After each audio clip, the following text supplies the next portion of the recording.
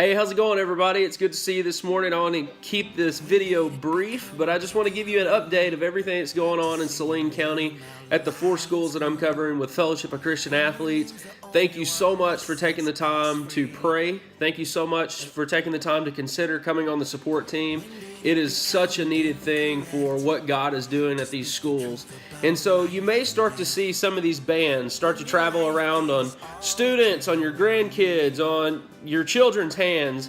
These are those 1-inch bracelets that all teenagers love to wear. And so we ordered some just to try to get our students involved, to get them excited about FCA, get them excited about what's coming up in the fall.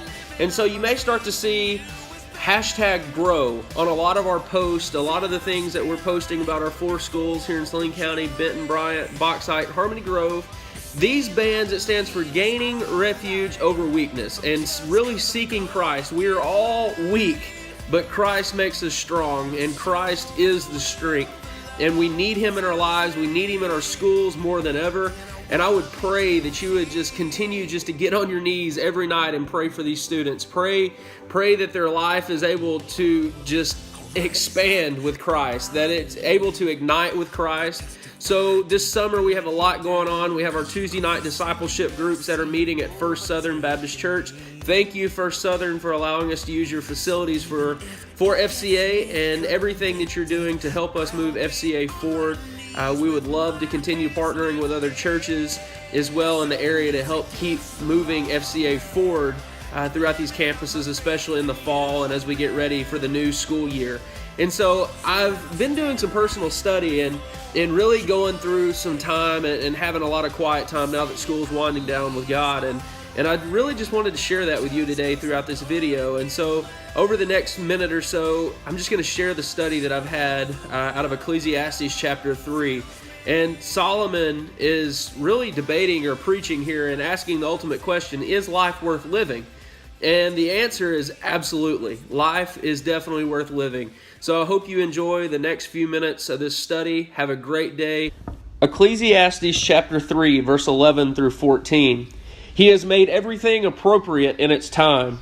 He has also set eternity in their heart, yet so that man will not find out the work which God has done from the beginning even to the end. I know that there is nothing better for them than to rejoice and to do good in one's lifetime. Moreover, that every man who eats and drinks sees good in all of his labor. It is the gift of God. I know that everything God does will remain forever. There is nothing to add to it, and there is nothing to take from it. For God has so worked that men should fear Him. So imagine here the assembly of Jewish people as they listen to King Solomon discuss this important problem. Solomon is a preacher in this assembly.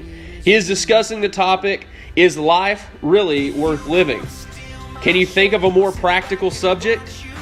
Also, can you think of a better person to discuss it? Solomon was one of the wisest kings and a man whose wisdom and wealth enabled him to live a full life. So today I want to touch on chapter 3. God has a purpose for our lives. God balances life between birth and death, sorrow and joy, meeting and parting. So why does He do this? Why does God take time to focus on these things? Why does God take time to handle these situations such as birth to death and sorrow to joy and meeting to parting? So there's 2 reasons of this. So that we will not think we can easily explain God's works. And then, secondly, so that we will learn to accept and enjoy what we have. We have to get to a point where we accept and enjoy what we have. So God has set eternity in our hearts. So what does this truly mean?